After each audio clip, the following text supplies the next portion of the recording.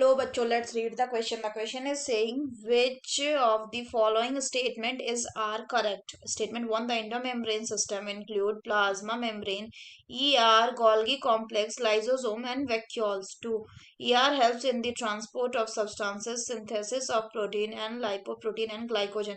3, ribosomes are involved in protein synthesis. 4, mitochondria help in oxidative phosphorylation and generation of ATP. ए में है 2, 3 and 4, B में है 1 only, सी में है 2 ओनली एंड डी में है 3 ओनली। तो आइए देखते हैं हम इसका की कंसेप्ट। तो अगर हम बात करें इसके की कंसेप्ट की, तो इसका की कंसेप्ट क्या हो जाएगा? It will be cell. So if we talk about cell, it is the structural and fundamental structure and fundamental and also functional unit of life। अगर हम बात करें सेल की, तो जो सेल होते हैं, अगर हम वो दो तरह के इसमें डिवाइडेड होते हैं। एक होता है यूकैरियोटिक, एक होता है प्रोकैरियोटिक। जो कि यूकैरियोटिक सेल होता है वो कैसे होता है? वो जनरली उसमें ऑर्गेनल्स प्रेजेंट होता है। अगर हम बात करें ऑर्गेनल्स की, तो ऑर्गेनल्स वो पर्टिकुलर स्ट्रक्चर होते हैं जो जनरली सेल के फंक्शनल यूनिट के तौर पे काम करते हैं, जो जनरली सेल के फंक्शंस के लिए काम कर रहे होते हैं, सेल को फंक्शन करवाने के लिए। तो अगर हम ऑप्शंस की एनालिसिस करें, तो पहले बोल रहे हैं इंडोमेम्ब्रेन सिस्टम। तो अगर हम बात करें इंडोमेम्ब्रेन सिस्टम की, तो इंडोमेम्ब्रेन सिस्टम में कौन कौन आता है? इसमें आ जाता है आपका endoplasmic reticulum, Golgi apparatus and lysosomes. लेकिन इस स्टेटमेंट में क्या दिया? स्टेटमेंट में दिया हुआ है कि इसमें प्लाज्मा मेम्ब्रेन भी है, ईआर है, गोल्गी कॉम्प्लेक्स एंड लाइसोसोम्स है। तो इसलिए ये गलत है, क्योंकि वैक्यूल्स एंड प्लाज्मा मेम्ब्रेन जो है वो इंडोमेम्ब्रेन सिस्टम में नहीं आता है। दूसरा ऑप्शन बोल रहा है ER help in the transport of substance is synthesis of protein, lipoprotein and glycogen. तो अगर हम ईआर की बात करें, ईआर यानी क्या हो गया? Endoplasmic reticulum.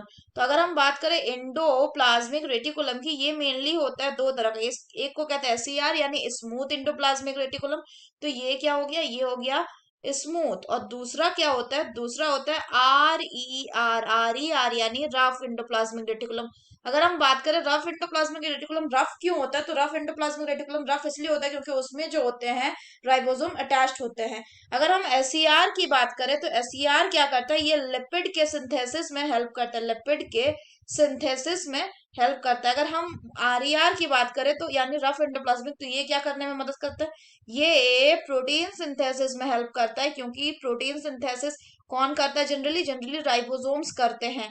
राइबोसोम्स आरईआर के सरफेस पे अटैच रहते हैं। अगर हम कुछ और फंक्शंस बात करें इंडोप्लाज्मिक रेटिकुलम की, तो ये क्या करता है? It act as a means of quick intracellular transport. ये क्विक इंट्रासेल्युलर ट्रांसपोर्ट के तौर पे काम करता है।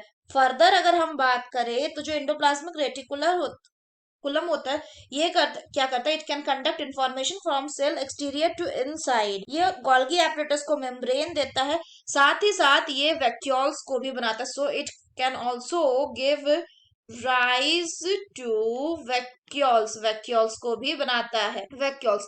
अब अगर हम ऑप्शंस की एनालिसिस की बात करें, तो ऑप्शंस में तीसरा बोल रहा है राइबोसोम और इन्वॉल्व इन प्रोटीन। ये बिल्कुल सही है, अभी हमने देखा, ये भी स्टेटमेंट सही ही था।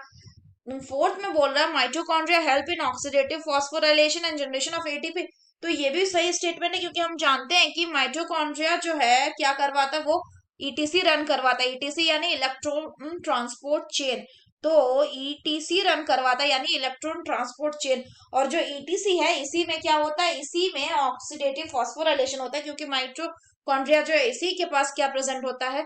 इसी के पास प्रेजेंट होता है F0 F1 complex. So the correct option will be option A, that is 2, 3 and 4 statement are correct. So that's all for the question, bachcho. Hope you understood it well. Best of luck.